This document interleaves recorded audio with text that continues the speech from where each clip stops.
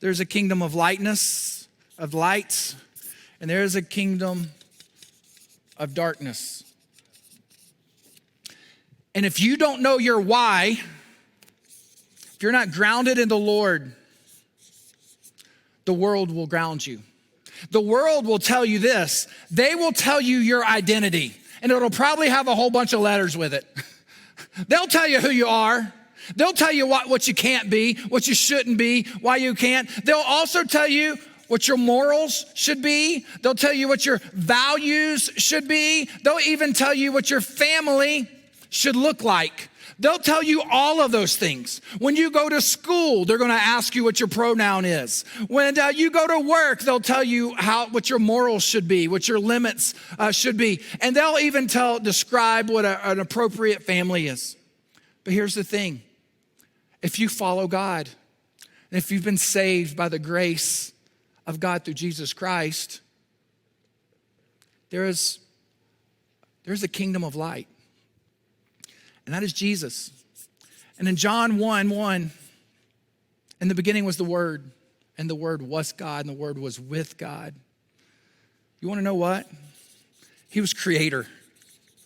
I'm not talking today about the Jesus that the world describes. I'm talking about the Jesus that created the world. And that Jesus says that this is your identity and who you are, and it is in God, by God, for God. You were created by Him for worship. That's the Jesus we're talking about today. He created us. We didn't create Him. The media wants to create a Jesus. The world wants to put Him in a box and in a package and have some slick marketing around Christmas. That's not the Jesus I'm talking to you today. Jesus says, I give you a family. I bring a wife to you, Eve. I tell you what your morals and your values are because I love you and I want you to have hope, healing, and help for your future. That's the book of Exodus and Leviticus. He's giving His people His heart. Here's the problem.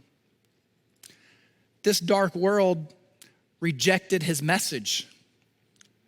And if you've rejected the message of God and through Jesus Christ, you could be here today and you're confused about your identity, who you are, or why you exist. You may not even know why you're here today.